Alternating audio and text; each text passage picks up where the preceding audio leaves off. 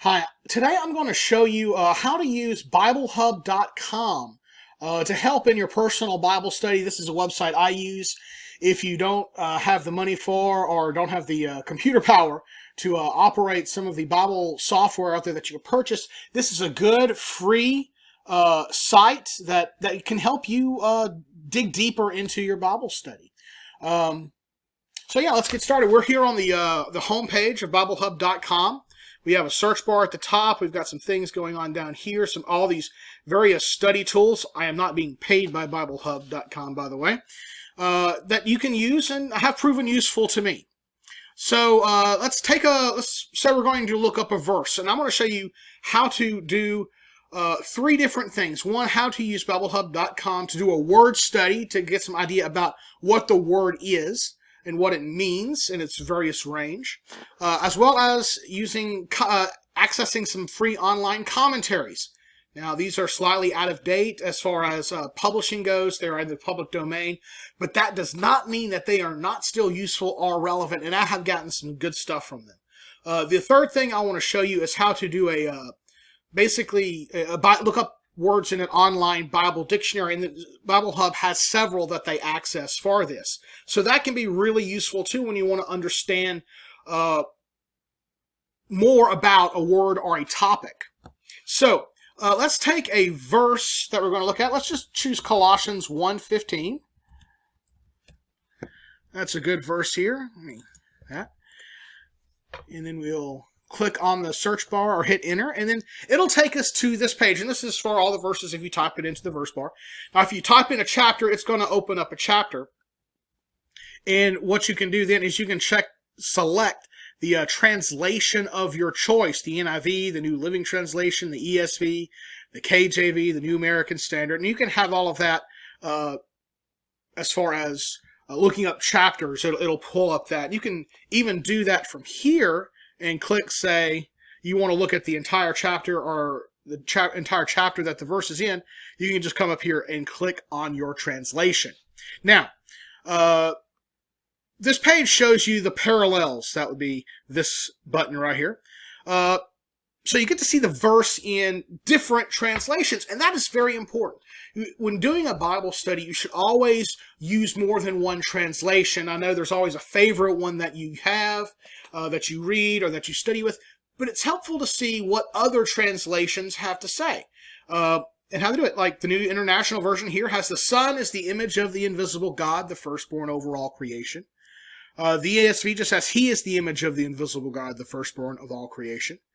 The American Standard is pretty similar to that. Look at that right there, King James. It's not here, but the Amplified Bible gives you a lot more, right? He's exact living image, the essential manifestation of the unseen God, the visible representation of the invisible.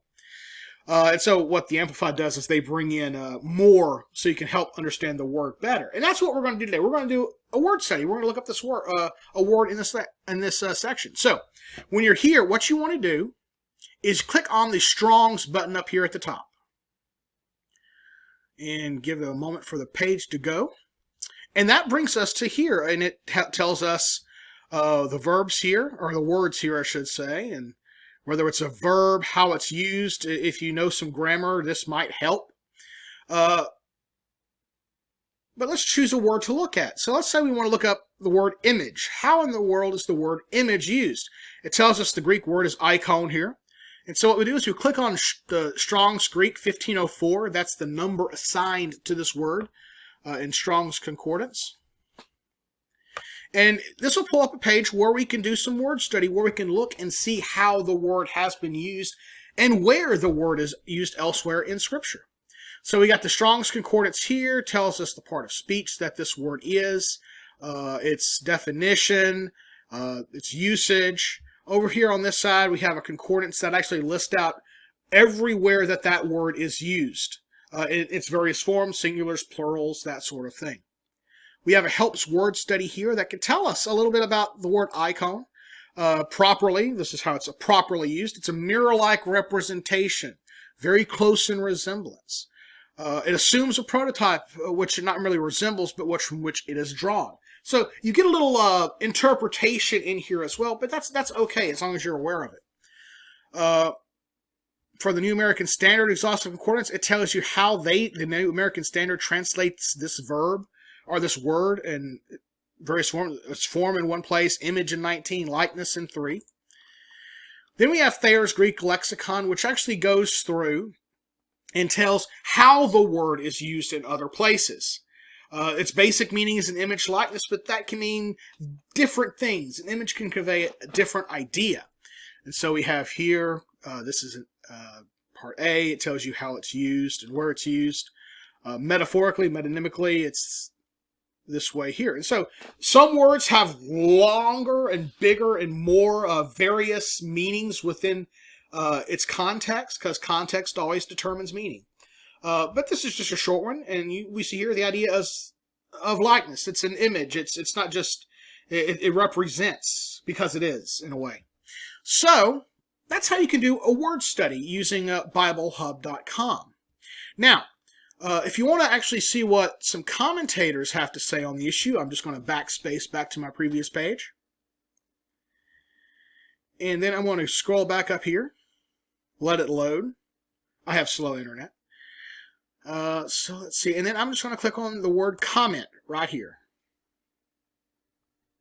The word comment.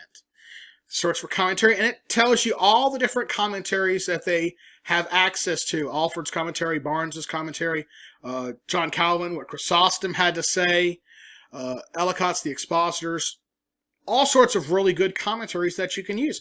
And generally on the left-hand side of the page it's pulling from the English Bible. It's just explaining what's going on in the text as we read it. If you want a little bit deeper as far as to maybe how the Greek is being used and looking back to the original languages, the right-hand side of the screen is also very informative. And as you can see here, I mean, it includes these huge section on just this one verse. This one has the Greek words, this side does not.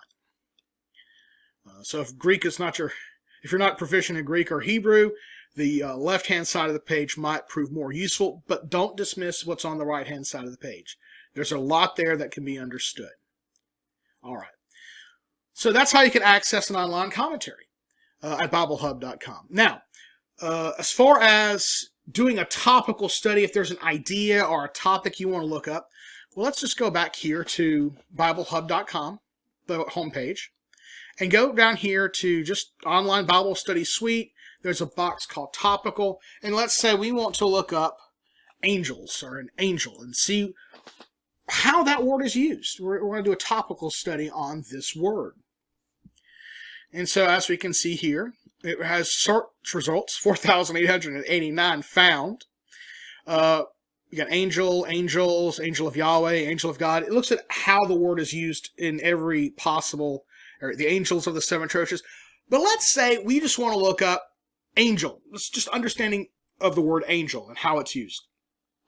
We click on that, and that brings us here, and it tells you the various different Bible dictionaries and concordances that it's using. And so we have Easton's Bible Dictionary here, concordance where all the angel is used.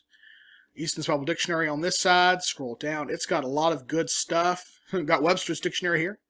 The International Standard Bible Encyclopedia, and it has a long section on angels in the Old Testament, how that's used, angels in the New Testament, various appearances of angels. So, yeah. And I'll let you explore that on your own. But so these are 3 things that you can use BibleHub.com for. I use this in my personal study. I can't afford expensive Bible software, nor does my computer allow for it. But this is a great free resource that's very useful. I have found it useful, and I think that you might as well. All right. Thank you. Until next time.